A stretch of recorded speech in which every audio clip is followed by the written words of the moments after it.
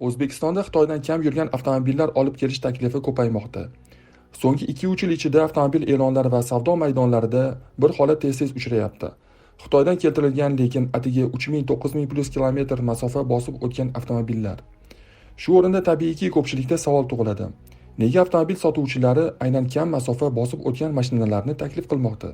Bu bir nechta iqtisodiy va huquqiy sabablar bilan bog'liq. Xitoy avtomobil bozorida juda katta va ko'plab ishlab chiqaruvchilar yangi avtomobillarni rasmiy distribyutorlar orqali sotishni afzal ko'radi. Shu sababli mustaqil importyorlar va xususiy avtomobil sotuvchilari ko'pincha to'g'ridan-to'g'ri yangi avtomobilni eksport qilish imkoniyatiga ega bo'lmaydi. Bunday vaziyatlarda ular boshqa yo'lni tanlaydilar. Used, ya'ni haydalgan avtomobil sifatida eksport qilish. Xitoydagi rasmiy avtomobil dilerlari ko'pincha yangi modellarning bir qismini showroomda namoyish qilish yoki mijozlar uchun test drive tashkil etish maqsadida ro'yxatdan o'tkazadi. Bunday avtomobillar salonlarda mijozlarga ko'rsatish, sinov haydovi o'tkazish yoki reklama maqsadlarida foydalaniladi. Avtomobil diler nomiga ro'yxatdan o'tkazilganidan so'ng, u hujjatlarda used car, ya'ni ishlatilgan avtomobil maqomini oladi. Aslida esa bunday mashinalar ko'pincha juda kam haydalgan bo'ladi. Ularning probegi odatda bir necha ming kilometrdan oshmaydi. Texnik holati esa deyarli yangi avtomobil darajasida saqlanadi. Shu sababli ko'plab avtomobil eksport qiluvchilar aynan demonstratsion yoki test drive uchun ishlatilgan mashinalarni sotib olib, boshqa davlatlar bozoriga olib chiqishadi. Chunki bunday avtomobillar hujjatlarda ishlatilgan hisoblangan bo'lsa ham, amalda kam probegli va yaxshi holatdagi avtomobillar bo'ladi. Natijada ular import qilinadigan bozorlarda deyarli yangi, ammo narxi nisbatan arzonroq avtomobil sifatida xaridorlarga taklif etiladi. Xitoy avtomobil eksport amaliyotida yana bir muhim jihat mavjud. Ko'pincha avtomobil boshqa davlatga eksport qilishdan oldin u ma'lum vaqt Xitoy ichki bozorida ro'yxatdan o'tgan bo'lishi kerak. Amaliyotda bu muddat ko'pincha kamida 180 kun deb qaraladi. Bu davr mobaynida avtomobil odatda diler yoki kompaniya nomiga rasmiylashtiriladi. Mashina showroomda namoyish qilish, mijozlarga ko'rsatish yoki test drive uchun ishlatiladi. Natijada avtomobil odatda bir necha ming kilometr masofa bosib o'tadi. Shu sababli bunday mashinalar texnik jihatdan deyarli yangi bo'lsa ham, hujjatlarda ular ishlatilgan avtomobil sifatida qayd etiladi. 180 kunlik davr tugagach, dilerlar bu avtomobilni boshqa davlatlarga eksport qilishlari mumkin. Natijada eksport qilinadigan mashinalar ko'pincha kam yurgan, yaxshi holatdagi, ammo narxi yangi avtomobilga qaraganda ancha qulayroq bo'ladi. Shu sababli bunday avtomobillar ko'plab mamlakatlarda, jumladan Markaziy Osiyo bozorida ham katta qiziqish uyg'otmoqda. Kam probegli avtomobillar yana bir muhim sabab tufayli ham ommalashmoqda. Ularning narxi yangi avtomobillarga qaraganda nisbatan arzonroq bo'ladi. Showroom yoki test drive uchun ishlatilgan demonstratsion avtomobillar odatda ishlab chiqaruvchi yoki diler tomonidan ma'lum chegirma bilan sotiladi. Sababi bu avtomobillar rasmiy ravishda ro'yxatdan o'tgan va bir oz probeg yig'gan bo'ladi. Shuning uchun ular hujjatlarda yangi avtomobil sifatida emas, balki ishlatilgan avtomobil sifatida ko'rsatiladi. Shu sababli kam probegli demonstratsion avtomobillar importyorlar uchun ham, xaridorlar uchun ham foydali variant hisoblanadi. Xaridor deyarli yangi, yaxshi holatdagi avtomobilni nisbatan qulay narxda sotib olish imkoniyatiga ega bo'ladi. Xulosa qilib aytganda, O'zbekistonga Xitoydan kam probegli avtomobillar olib kelishi taklifining ortib borayotgani tasodifiy holat emas. Bu bir nechta omillar bilan bog'liq bo'lgan tizimli jarayondir. Xususan Xitoydagi ayrim eksport amaliyotlari, jumladan avtomobilning ma'lum muddat ichki bozorda ro'yxatdan turishi, test drive va demonstratsion avtomobillarning mavjudligi, ya'ni showroomda namoyish etilgan yoki qisqa muddat foydalanilgan mashinalar. Importyorlar uchun qulay narx sharoitlari, chunki bunday avtomobillar yangi mashinalarga qaraganda arzonroq sotiladi.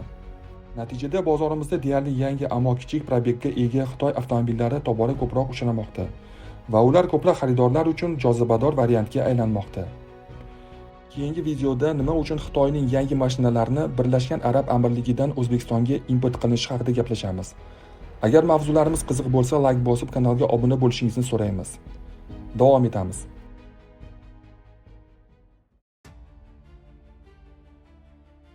V9X yangi hashamatli SUV modeli taqdimoti kichik mojaro bilan boshlandi. Great Wall konserniga tegishli premium brend fevral oyida o'zining yangi gibrid krossoveri V9X ning tashqi ko'rinishini namoyish qilgan edi. Endi kompaniya ijtimoiy tarmoqlarda modelning to'liq taqdimotini o'tkazib, uning 6 o'rindiqli interyerini ham ko'rsatdi. Shu bilan birga model atrofida kichik plagiat mojarosi ham yuz berdi. Taqdimotdan bir necha kun oldin e'lon qilingan reklama suratida Great Wall rahbari Wei Sanjun krossover yonida turib, qo'lini avtomobil tomon cho'zgan holda tasvirlangan edi. Surat kompozitsiyasi va ranglari Range Rover Sport'ning Xitoy uchun ishlatilgan reklamasiga juda o'xshab ketgani sababli internet foydalanuvchilari bunga darhol e'tibor qaratdi. Shundan so'ng surat o'chirildi. Kompaniya rahbari esa uzr so'rab, vaziyat uchun mas'uliyatni o'z zimmasiga oldi. Range Rover'ning Xitoydagi bo'limi uzrni qabul qilib, Great Wall kompaniyasiga muvaffaqiyat tilagan. VW9X ning dizayni zamonaviy xitoylik yirik crossoverlar uslubida chiqqan. An'anaviy radiator panjarasi o'rniga yopiq aerodinamik panel, faralar o'rtasini LED yorug'lik chizig'ini brend logotipi bog'lab turadi. Orqa qismida butun kenglik bo'ylab monofonar joylashgan. Old bamperda faol havo kirish qismlari mavjud. Haydovchiga yordam sifatida tom qismida lidar sensorini o'rnatilgan. Yon tomonda qulay tutqichli eshik dastalari va ko'p spokli disklar bo'lib, ikki rangli kuzov bo'yog'i taklif qilinadi. Ushbu modelning uzunligi 5299 mm, kengligi 2025 mm, balandligi 1825 mm, g'ildirak bazasi 3150 mm, disklar 21 dyum. VW9X yangi Julian S platformasida qurilgan bo'lib, 800 voltli elektr arxitekturaga ega.